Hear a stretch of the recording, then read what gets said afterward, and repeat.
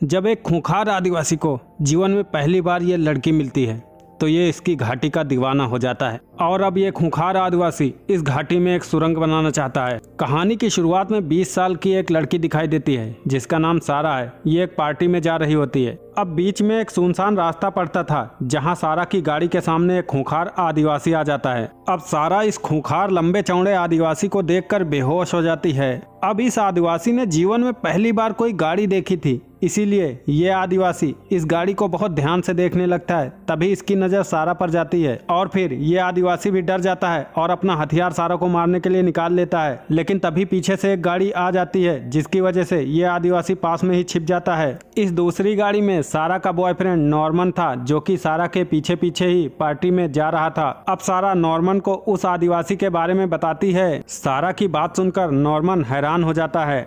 अब ये दोनों पार्टी में पहुंच जाते हैं। पार्टी में पहुंचकर सारा अपने डैड को भी ये बात बताती है। सारा के डैड को सारा पर पूरा विश्वास था, इसीलिए वो सारा से बोलता है मैं सुबह ही उस जगह पर जाऊंगा। अब अगली सुबह सारा, उसका बाप विलियम और उसका बॉयफ्रेंड नॉर्मन तीनों उस जगह पर पहुंच जाते हैं जहां पर सारा को वो आदिवासी दिखाई दिया था। अब नॉर्मन को पास में ही आदिवासी के पैरों के निशान दिखाई देते हैं जिन्हें देखकर सारा का बाप समझ जाता है कि ये आदिवासी काफी ज्यादा बड़ा होगा। अब ये सब उसके आसपास की बहुत सारी जगह देखते हैं जहां पर इन्हें उस आदिवासी के पैरों के कई सारे निशान दिखाई देते हैं, जिससे इन तीनों को ये अंदाजा हो जाता है कि ये आदिवासी किसी पहाड़ी गुफा में रहता है। अब सारा उस पहाड़ी में भी जाना चाहती थी लेकिन सारा का बाप उसे मना कर देता है। वो सारा की जान खतरे में नहीं डालना चाहता था। वो सारा से बोलता है मैं कल यहाँ अकेला आऊंगा और फिर आदिवासी की तस्वीरें निकालूंगा। दरअसल सारा का डैड उस आदिवासी की मदद करना चाहता था। ये चाहता था कि वो आदिवासी शहर में आ जाए जिससे कि उसकी जिंदगी बदल जाए।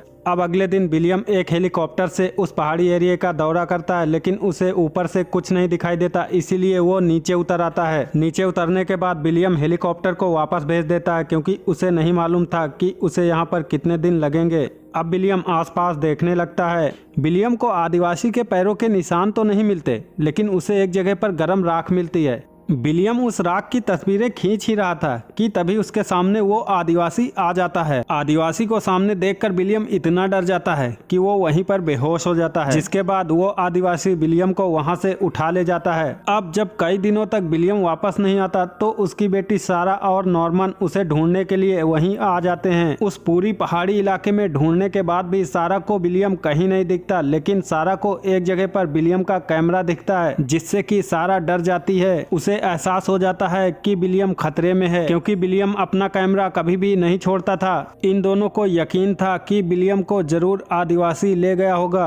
अब नॉर्मन अपनी गन उठा लेता है और सारा से बोलता है तुम यहीं गाड़ी में रुको, मैं आदिवासी का पता लगा के आता हूँ। आदिवासी को ढूंढते ढूंढते नॉर्मन काफी आगे निकल जाता है। इसी बीच सारा के पास आदिवासी आता है जिसे देखकर सारा की चीख निकल जाती है और वो बेहोश हो जाती है। सारा की चीख नॉर्मन भी सुन लेता है। अब नॉर्मन जब तक लौटकर वापस आता आदिवासी सारा को उठा ले जाता है। अब आदिवासी सारा को उसी गुफा में ले आता है जहां पर विलियम था। इसके बाद आदिवासी गुफा का द्वार एक पत्थर से बंद कर देता है। जब विलियम सारा को पुकारता है तो सारा होश में आ जाती है।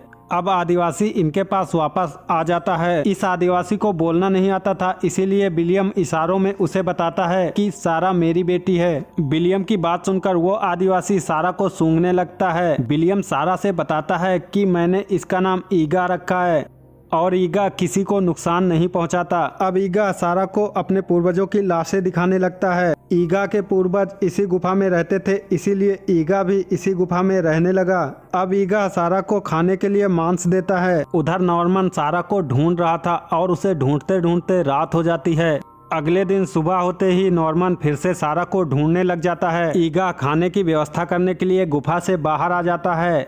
ईगा के जाने के बाद सारा विलियम की दाढ़ी बनाने लगती है क्योंकि उसके चेहरे पर खुजली होने लगी थी। जल्द ही ईगा वापस लौटकर आ जाता है। उसने पहली बार किसी को दाढ़ी बनाते देखा था, इसीलिए वो हैरान हो रहा था। उसकी हैरानी देखकर सारा उसकी भी दाढ़ी बना देती है। अब ईगा सारा को फूल देकर उसे प्रपोज करता है, फिर उसे अपनी बाहों में दबोच लेता है। क्योंकि ईगा जिंदगी भर का भूखा था, इसीलिए आज वो भरपेट खाना चाहता था। सारा उसे रोकने की कोशिश करती है लेकिन वो कहाँ रुकने वाला था। सारा ईगा से कहती है मैं विलियम के सामने तुमसे प्यार नहीं कर सकती। तब ईगा विलियम को मारने चलता है।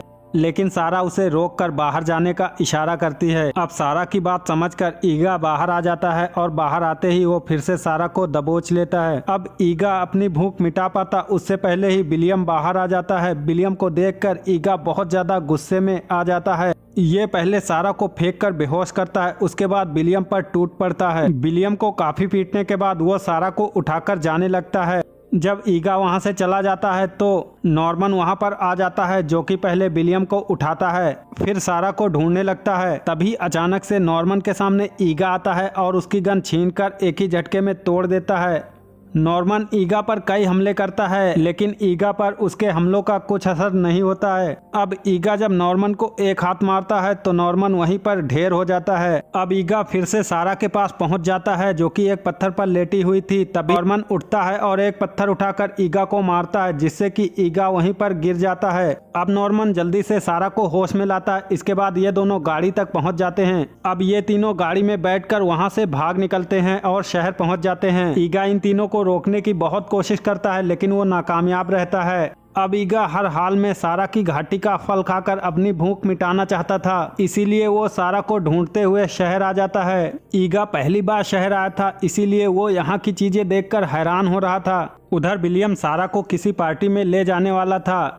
उधर ईगा एक खाली घर में घुस जाता है, जहां पर वो एक दरवाजे को खोलने की कोशिश करने लगता है। जब वो दरवाजा नहीं खुलता तो ये उसे तोड़ देता है। उस घर से निकलने के बाद ईगा एक होटल में पहुंच जाता है, जहां पर वो बहुत सारा मांस खाता है। ईगा को देखकर सभी लोग डर रहे थे। ईगा से डरकर ये सब पुलिस को फोन कर देते हैं। ईगा एक प्रेमी जोड़े से टकरा जाता है। जब वो इसे पुलिस की धमकी देता है तो ये उसे उठाकर पूल में फेंक देता है। उधर नॉर्मन पार्टी में पहुंचकर नाचने गाने में मस्त था, लेकिन सारा का मन उस पार्टी में बिल्कुल भी नहीं लग रहा था। विलियम के बहुत समझाने पर भी सारा की उदासी नहीं जाती। सारा की उदासी का कारण ये था कि वो उस आदिवासी ईगा की मदद करना चाहती थी, लेकिन वो आदिवासी ईगा इसकी ही घाटी का फल खाना चाहता था। ईगा घूमते हुए वहां पर पहुंच जाता है, जहां पर ये लोग पार्टी कर रहे थे। पार्टी में पहुंचकर ईगा नॉर्मन को ढकेल देता है और सारा को उठाकर वहां से जाने लगता है। तभी उसके सामने पुलिस आ जाती है। पुलिस को देखकर ईगा को बहुत गुस्सा आता है, इसीलिए वो पुल की सीढ़ियां उखाड़ लेता है, लेकिन पुलिस ईगा पर गोली चला देती है, जिससे ईगा बेचारा मारा जाता है। ईगा की मौत के बाद सारा, विलियम और नॉर्मन बहुत दुखी थे, क्योंकि ये लोग ईगा को नुकसान नहीं पहुंचाना चाहते थे, बल्कि उसकी मदद करना चाहते थे। लेकिन ईगा बेचारा जन्मों का भूखा था, उसे सारा से प्यार हो गया था और उसी प्यार ने उसकी जान ले ली। तो दोस्तों, इसी के साथ ये कहानी खत्म हो जाती है। इसी तरीके की और भी इंटरेस्टिंग कहानियां सुनने के लिए चैनल को सब्सक्राइब करके वीडियो को लाइक जरूर करें।